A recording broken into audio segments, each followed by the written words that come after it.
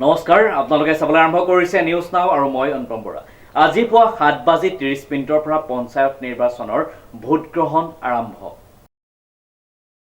আজি পুৱা 7:30 পৰা পঞ্চায়ত নিৰ্বাচন ভোট গ্ৰহণ আৰম্ভ হৈছে। পুৱা 7:30 পৰা ৰাজ্যৰ পঞ্চায়ত নিৰ্বাচনৰ প্ৰথম পৰ্যায়ৰ ভোট গ্ৰহণ আৰম্ভ হৈছে।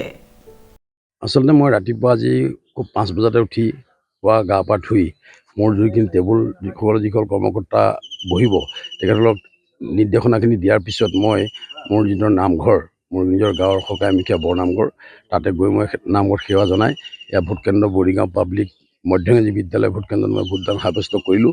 আৰু জনসাধাৰণৰ উৎসাহ উদ্দীপনা দেখি মই সঁচাকৈ ভাল পাইছোঁ যে অনাগত দিনত ৰাইজৰ উৎসাহকে আগত লৈ মই কাম কৰি যাম বুলি দৃঢ় প্ৰতিজ্ঞা। যোৰহাট জিলাখনত মুঠ 16টা জিলা পৰিষদ সমষ্টিত এই ভোট গ্ৰহণ অনুষ্ঠিত হৈছে। এই সমষ্টিসমূহ হ'ল সৰুচৰাই, পৰ্বতীয়া, খঙিয়া, চাৰিগাঁও, টিয়ক, কৰঙা, ঠেঙাল, তিতাবৰ, বৰহোলা, গড়মূৰ, নাওবৈচা, চৰাইবাহী, উত্তৰ হোলোঙাপাৰ, দক্ষিণ হোলোঙাপাৰ, বামুণপুখুৰী, বলমা, লাহিং আৰু নকছাৰী। এই 16টা জিলা পৰিষদ আসনত মুঠ 41গৰাকী প্ৰাৰ্থীয়ে প্ৰতিদ্বন্দ্বিতা আগবঢ়াইছে।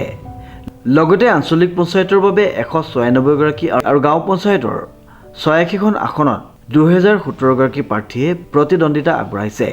পঞ্চায়ত নিৰ্বাচন সুকলমে সম্পন্ন কৰাৰ বাবে যোৰহাট জিলা প্ৰশাসনে প্ৰস্তুতি গ্ৰহণ কৰিছে। মুঠ 4144 জন প্ৰিজাইডিং আৰু পলিং বিষয়াই এই প্ৰক্ৰিয়াত জড়িত হৈ পৰিছে।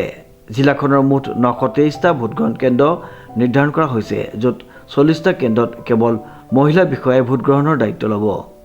উল্লেখযোগ্য যে 17 নং নকছাৰী গাঁও পঞ্চায়তৰ পৰা 6 নং পূব যোৰহাট আঞ্চলিক পঞ্চায়তৰ এখন আসনত এগৰাকী প্ৰাৰ্থী আৰু 47গৰাকী গাঁও পঞ্চায়তৰ সদস্য বিনা প্ৰতিদ্বন্দ্বিতাৰে বিজয়ী হোৱা পৰিসংখ্যাও পোৱা গৈছে।